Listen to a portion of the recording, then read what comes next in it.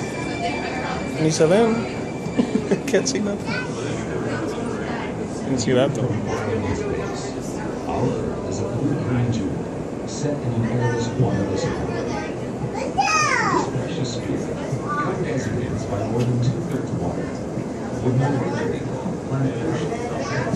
Or was an election set that all life begins. And you can see that sustains it still.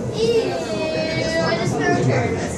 You just turned. No, it's fine. One day I'll stop walking around. Others just like this. Also call upon the and some, like the white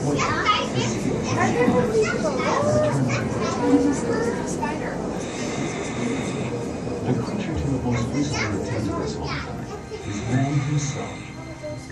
With faltering, furtive steps, we are just beginning to unravel the timeless mysteries of the oceans. And by doing so, might it not be dangerous, dark, and unwelcome? Oh, there it is. Yeah, I think it is research. You're right. No, we don't have the big whiskers and stuff on it. And they have whiskers. They grow really big. My name is Abby, and I'd like to welcome you to the Undersea Gardens. I would also like to introduce our diver to you. This is Aaron, and he'll be our guide through the small corner of the underwater world today. We're all 10 feet beneath the water surface aboard an actual floating vessel. This vessel is 150 feet in length and 50 feet wide. More than 5,000 animals of various species inhabit the waters around the vessel in a natural but protected environment. The water temperature is anywhere from 40 to 50 degrees, and that's why Aaron wears the protective equipment he does, so he's not too cold. In addition to Aaron's suit, he also wears a weight around his waist to help control his buoyancy. At this depth, Aaron's air supply should last up to 60 minutes. He can hear us as well as see us.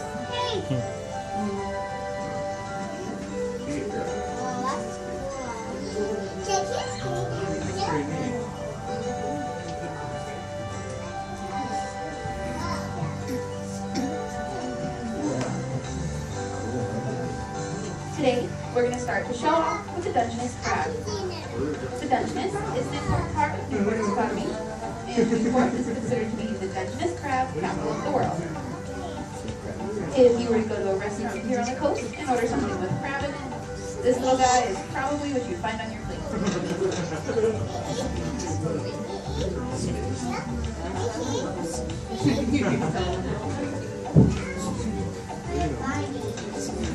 Crabs, being crustaceans, are members of a group of creatures that in sheer numbers dominate the earth and have done so for more than 500 million years. The crab's hard shell is in fact its skeleton, so that in order to grow, it must be shed and replaced by a larger one, up to 7 times in a lifetime. Once hatched from its egg, the crab spends the early stages of its life swimming freely amongst the plankton. A master of adaptability, the crab inhabits every corner of the ocean. It ranges in size from less than half an inch up to 11 feet across. The crabs most commonly found in our waters include the red rock, the box, the hermit, and the Dungeness. Generally solitary dwellers, crabs prefer to remain hidden in crevices, or in the case of the hermit, in discarded shells of other creatures. 2 of the crab's legs have been developed into powerful pincers for eating and defense. In case of a larger species, a people may be inflicted. As a secondary line of defense, the crab has the ability to shed and regenerate its limbs, often giving up a leg to a serious predator, in hopes that predator won't be too hungry and leave the rest of the crab alone.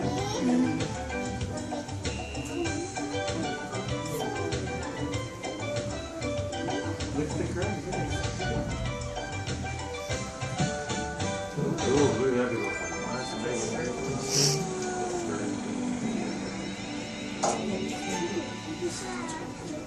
Another group of creatures capable of regeneration are the sea stars. In fact, in some cases, should the animal be cut into 2 or more pieces, a corresponding number of complete and separate animals will eventually develop.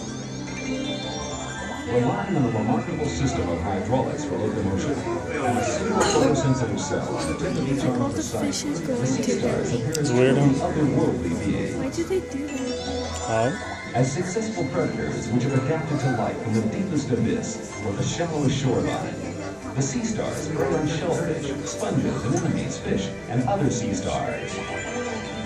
Once the victim has been located, its grasp are open with a pressure sometimes exceeding 100 pounds. The sea star then forces its own stomach out of its body into an ultimate meal, where it's digested before being passed back through the mouth. The waters of the Pacific Northwest support the greatest variety of sea stars anywhere on Earth. On the underside of the sea star, there are tens of thousands of tiny tube feet, which enables the animal to glide over the roughest of surfaces with a seemingly effortless grace, a breakneck speed of an eighth of a mile an hour. An eighth of a mile an hour might not seem that fast to you or me, but the sea star can make it around our aquarium in about an hour, which is pretty fast considering their main source of food are clams and other shellfish, which only move about 10 to 12 feet per year. So the sea star definitely has the advantage over its prey.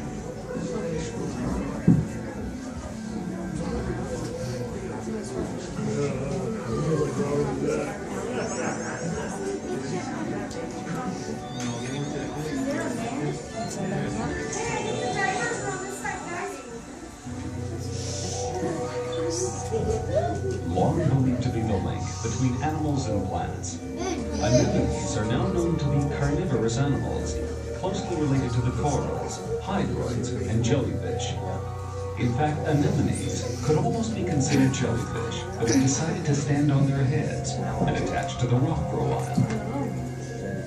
The tentacles are equipped with stinging cells, which act like tiny harpoons, barbed and poisonous. Should some unfortunate creature come into contact with them,